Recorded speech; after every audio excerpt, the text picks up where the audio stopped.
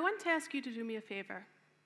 I want you to sit back, relax, and I want you to think of your favorite clothing brand, or even just a brand that you really like. Now, what is it about this clothing brand that you like? Is it the vibe? Is it the fit? Do your friends think it's cool?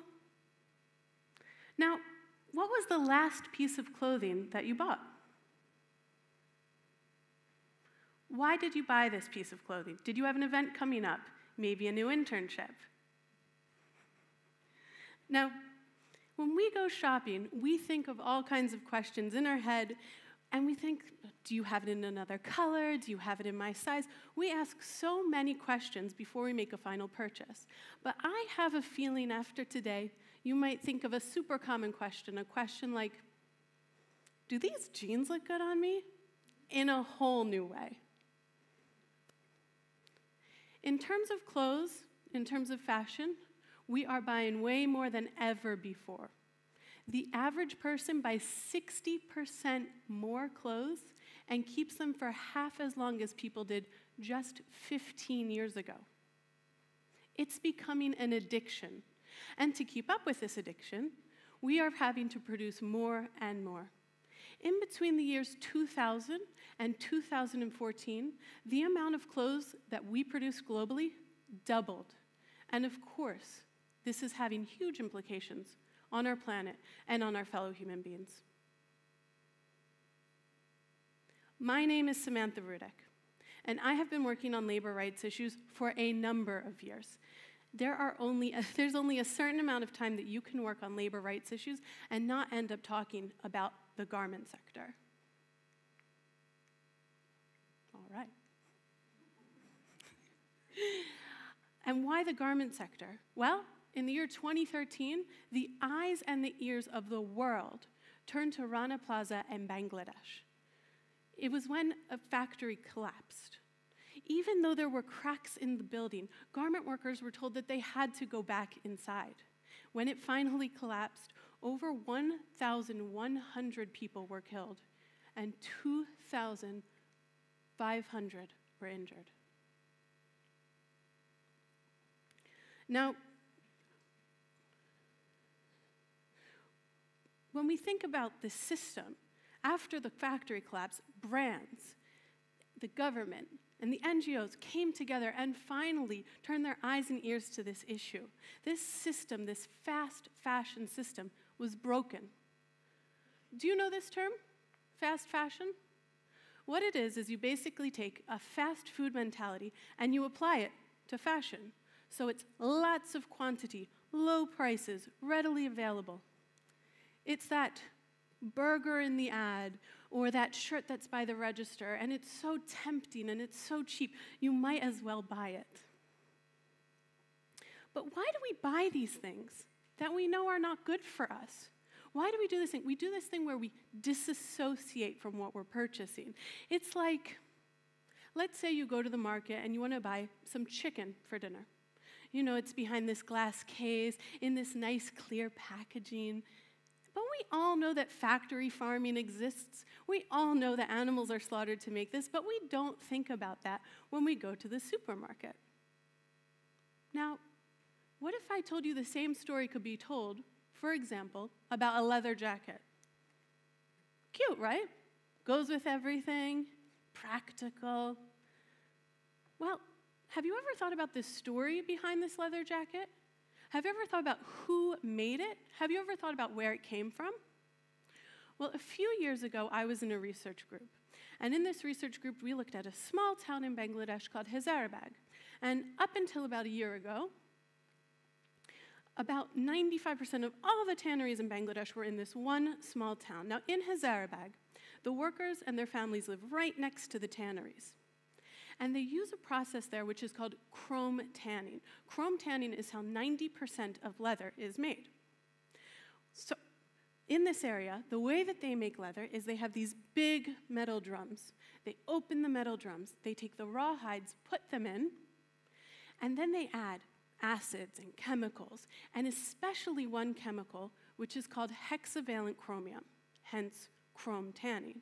Now, hexavalent chromium is a known carcinogen. When it's shipped over, it's in these big barrels, and you have the whole skull and crossbones things. And so you add all these chemicals, you add the hides, you close up the metal drum, you spin it around. And what it does is it breaks down the hides. It gets the hair off of it. It makes it nice and soft and supple. But when you open these things, when it's done being spun around, the wastewater is let out, and a mist is let into the air. A toxic, carcinogenic mist. And the workers are breathing this in every day, day in and day out. And the wastewater is getting all over their arms. It's not properly treated, and it goes into the waterways. Remember I said the families and the tannery workers live right next to the tanneries? Well, they're bathing and fishing in this water. It's been estimated that the life expectancy for workers in Hazaribagh is only 50 years old. So you can imagine, I learned about this and I thought, if this was happening in a small town where they're producing leather goods, what are the big fashion companies doing? And that's when, a few years later, I decided to work with an organization called Project Just. Now, Project Just was an amazing organization. It looked at big-name fashion brands, the one you see when you walk down the main streets, and also we looked at some smaller, mostly ethical brands as well. And let's say you walked into a store, you thought the clothes were great, and you thought, I wonder if they make these things in a sustainable way. And then you went home, and you researched that brand for 30 hours. That's essentially what my job was. And what I found shocked me. I expected to see a lot of fair washing. Now, fair washing means there's a lot of marketing going on about how brands are doing so great, but they're not actually doing anything meaningful. But no. What I saw was that brands were putting out almost nothing about where their clothes were made and where they were coming from. It was amazing to me that this was legal. Let me give you an example. Forever 21 apparently is the 5th largest specialty retailer in the United States. Tons of clothes, 5th largest. They put out almost no information. They have no sustainability reports that come out on an annual basis. We don't really know what's going on. They have a vendor audit program. However, apparently only a tiny fraction of their factories are actually audited. And keep in mind, they have factories that subcontract to other factories that subcontract to other factories, and that's where the majority of their items are found. And we don't know what's happening there. Let's look at H&M, another big name brand. In 2013, they came out saying, in the year 2018, we are going to pay all of our garment workers a living wage, meaning a wage that they could actually live and get by on. Well, guess what? It's 2018, and leading NGOs say they are falling way short of their promises. So we thought, well, what brands might care? What brands might think about this in a different way? And we thought about celebrities. Celebrities, for them, reputation is everything. They have millions of followers on social media. They're seen as role models. Maybe if they put their face or their name on a brand, they would see sustainability as a reputational risk. So we looked at a whole number of celebrity brands. We looked at Ivy Park, which is run by Beyonce, Kate Hudson's brand, Fabletics, ED by Ellen DeGeneres, Rebel Wilson has a brand, the Kardashians have far too many brands as well. And what we found was that literally none of the brands we looked at, gave detailed information about where their clothes were made, or who was making them, or where their raw materials were coming from. We dug deep, and it wasn't there. Let me focus on one example, Ivy Park by Beyonce. Now, Ivy Park by Beyonce, it's a brand that is supposed to be inspiring and empowering to women. If you look at their marketing, that's the message they're trying to get out there. But an expose showed that workers in their factories are only making 63 cents an hour. 63 cents. When I looked into the brand, you can see that the brand themselves puts out almost no information. We have to rely on third-party sources. Other people are trying to figure out what's going on. And when a leading NGO followed up on this research, do you know what they found? The factories that they were using for Ivy Park were actually examples of best case scenario. These were actually some of the good examples of factories, which just goes to show that the best is not close to good enough. So by now you might be thinking, okay, great, I can't go shopping. I can't. You know, like, what am I going to do here? There are some amazing guides online that you can find that are put out about how to be a more ethical consumer. I'm just going to give a few tips from my own experience. The first is super simple: secondhand clothing. It's easy, and if it kind of ekes you out, well, the first time you go and you get an amazing vintage jacket, you might not care so much about that factor. And also, you can swap your clothes with your friends. The second one is warning label. Let's imagine you go shopping, and every time you pick up a piece of clothing, it has a label attached to it, much like cigarettes do. And on that label is a picture of the actual person who made your clothes. Or maybe it's a picture of their factory and the conditions that they worked under. Or maybe it's a picture of their pay slip. Might change how you think about these clothes. The next tip I have is simply think ahead. Spend a few more minutes thinking about what you need and planning where you're going to get it from.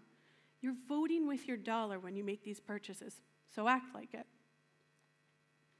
Now, what you can also do is find an amazing small ethical brand. There's so many great ones out there. And what you can do, what I can do, or what I've done is, for things like basics, things that are more difficult to find secondhand, what you can do is you just type in the name of what you want in an ethical, find a brand, follow them on social media. They cross-post about each other. They recommend you to follow a bunch more, and pretty soon you'll be in love with all of these ethical brands, and it won't seem like a chore to go out and try to find them anymore. It's great. When I went to Peru, I visited an ethical factory, and what happens is that these women were working in very good conditions, and they also had access to things that they specifically needed: access to social workers, access to childcare. And when you buy from a small organization, a small company, a small business owner gets really happy. Now, let's say you already have a brand and you're into them and you want to see what they're doing. Small tip: search the name of the brand and search the word workers. Search the name of the brand and search the word factories. Search the name of the brand and search for raw materials. Do they use any eco-certifications, any of these labels that they put on to show that they actually thought about where their materials and where their things were made and where they came from? But unfortunately, even if we direct a lot of people to become much more ethical shoppers, shopping malls all over the world are still going to be filled on a Saturday. People are going to need back-to-school clothes. They're going to need something for their friend's wedding. They don't have time to research every brand. So this issue, if we want to make change at scale, has to go beyond just becoming ethical ourselves. There's already... The thing that was most boggling to me is if people are going to these shopping malls, it just shouldn't be allowed for these things to be on our shelves. Think about it. In Switzerland or a place like the States, we wouldn't let children be working for 10 to 14-hour shifts in dusty, poorly ventilated areas, making cents on the dollar. It's illegal. That's what we made it illegal. So why is it okay for it to happen somewhere else and us to just import that? What we're doing is we are exporting our responsibilities, our morals. Our laws are based on human dignity and human rights. What we can do is we can look to some existing mechanisms and we can try to make them stronger. Now, in the United States, the Department of Labor puts out a list of goods every year that are made by forced or child labor. It's put out by the government saying that this is what is happening. There are 18 countries on there for cotton. There are 7 countries on there for footwear. And there are 10 countries on there for garments. There's also something called the Trade Facilitation Act in the United States. And what this means is that anybody, if they suspect an import is coming in that was made, an item that was made by child or forced labor, they can report it. But this has only been done a handful of times because of bureaucratic delays. There's other instances of different laws that aren't really doing the trick. In the UK, they have the Modern Slavery Act. In California, They have the Transparency in Supply Chains Act. And in Australia, they actually just passed legislation in June. And what these laws say is that big retailers who do millions and millions in sales every year, they have to claim, they have to make reports that they have done a couple things to make sure that there's not this forced labor in their supply chain. But all these are declarations. They are not verified. And there's no repercussions if it's found that, in fact, these claims are not true. We need to change the tide here. Buyers have a huge amount of economic power. They want clothes faster, cheaper, it's done in what's called a race to the bottom. If buyers demand better working conditions, guess what? I have a feeling somehow they'll make that happen too. But what we have to look at here is where we are spending this power that we have. And we have to also see, we also have to see how we are using these laws to their best advantage and where they can go, and where we can use this economic power. This fast fashion craze, it's recent. It is huge, but it is recent. There is still time to change the tide if we want to. Let's look at a social campaign, for example. Have you heard of, distressed denim? Do you know how it's made? It's made through a process called sandblasting, where literally workers with this machine blast sand at the jeans. And guess what? Sometimes it gets into the lungs of these workers and causes cancer. And it's so dangerous, the sandblasting, that brands came together after social pressure was raised. And lots of companies banned this practice. Companies like H&M, Levi, Armani, they've all banned sandblasting. So you can start a campaign. You can help join an already existing campaign. You can change the way that you shop. You can educate your friends. What field are you studying or working in right now? Because if it is the environment, gender equality, migration, law, engineering, trade, business. There are so many more, but this is such a cross-cutting issue. I have a feeling the next time you go shopping and you think of, do these jeans look good on me? Please take a second, I ask you, and think about what questions are we asking and which ones are we not? Thank you.